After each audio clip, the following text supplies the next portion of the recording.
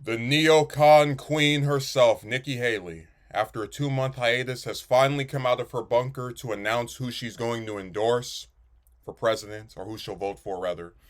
And she was at the Hudson Institute, that's new think tank that she's been a part of. Let's watch the clip and then I'll give my commentary. So on these issues, these national security critical issues that you've described today, who do you think would do a better job in the White House, Joe Biden or Donald Trump?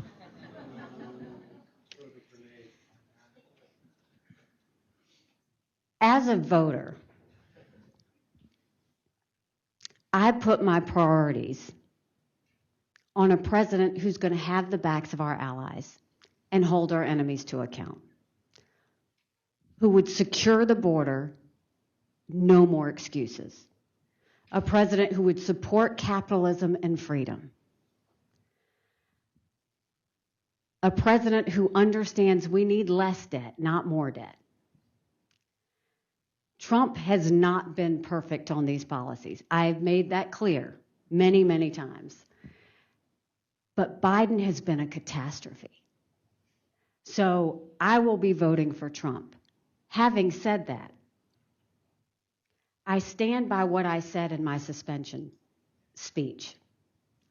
Trump would be smart to reach out to the millions of people who voted for me and continue to support me, and not assume that they're just going to be with him. And I genuinely hope he does that.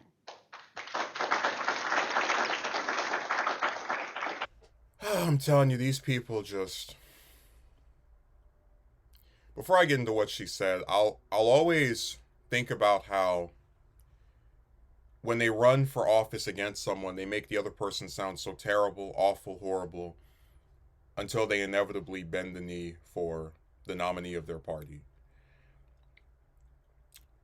She said that as a voter, she puts her priorities on a president who's going to have the back of our allies and hold our enemies to account. That's kind of dubious. I mean, like, Trump put out of the Iran nuclear deal, but that was not because Iran was not being held to account, and certainly more so had to do with our affiliation with Israel than anything else. Um, it's like general terms don't really mean anything, just kind of like all over the place. And she weasels her way out of having to be specific in her criticisms by saying Trump has not been perfect on everything, or been perfect, but Biden has been even worse. Uh, a president who would support capitalism and freedom, who understands we need less debt than more debt. Okay, the capitalism thing is just another part of the new Red Scare, where every Democrat is called a socialist, like every single one. It's just called a socialist. This is the term they just throw around left and right, where it doesn't even mean anything anymore. If you support any kind of government program at all, you're a socialist according to them. So that's another term that means nothing. Um, Freedom again is like what is that supposed to mean? I don't see Biden arresting people left and right. And if, as far as the debt is concerned, Trump added to the debt, which Haley has acknowledged in the past. So I'll be fair and note that as well. The part that's the most interesting is where she says, "I stand by what I said in my suspension speech. Trump would be smart to reach out to millions of people who voted for me and continue to support me." And that they're just not going to be with him, and not assume that they're just going to be with him. Well, that is something I found really fascinating, and I did a video on the fact that after she dropped out, she was still getting hundreds of thousands of votes in these, like Pennsylvania and Michigan, places like that, states that are important to winning a general election, and how you wonder how much of that is like genuine support for Haley and just an actual part of the Republican electorate that's ready to move on to somebody else. Because a lot of people, like, we make our jokes about, oh, Haley didn't have a chance, whatever, but she still received millions of votes. So there are Republicans, or at least Republican voters, who don't want Trump, or they would rather have somebody else. And I don't see what he could do to reach out to the people that voted for her, other than making her his VP, which he already said he won't do.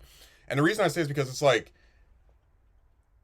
whatever you think of Haley, she still received the second highest number of votes in that primary.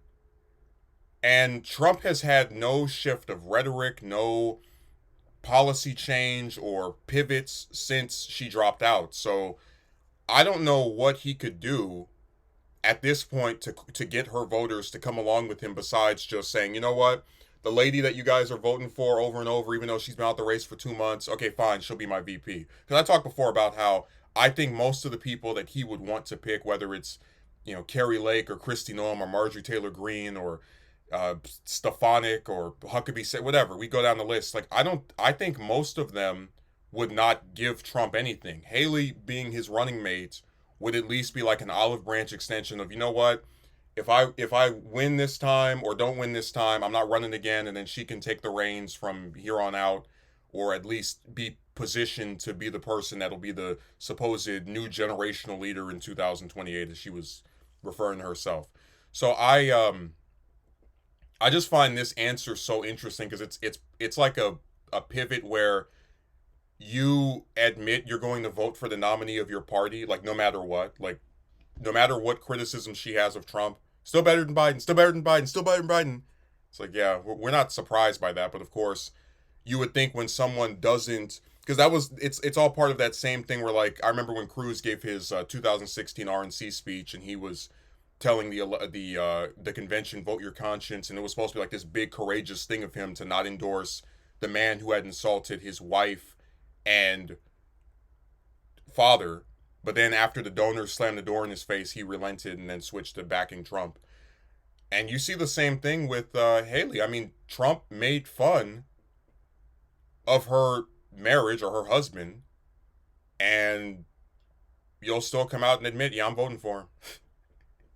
And it's even crazier because it's like, if it were me, that, for example, if I'm Haley and somebody asks, are you going to vote for the person that you think has been a horrendous president or the one that you liked more, but who, from a policy perspective, but has insulted you repeatedly, bird brain, as he called her, I would say, look, I live in South Carolina, and this is a red state. Trump will win it. So there's no need for me to even pretend that my vote is going to, or endorsement is somehow going to make some big, massive change or difference. It's like South Carolina has literally voted for the Republican in every single presidential election since 1964, other than 76 rather, with Carter.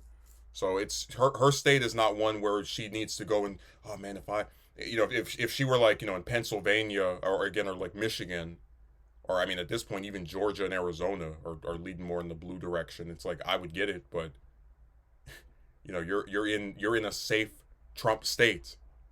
You could easily just keep hiding in your bunker, saying nothing about the election, and nobody would bat an eye. So she returned, gave her endorsement.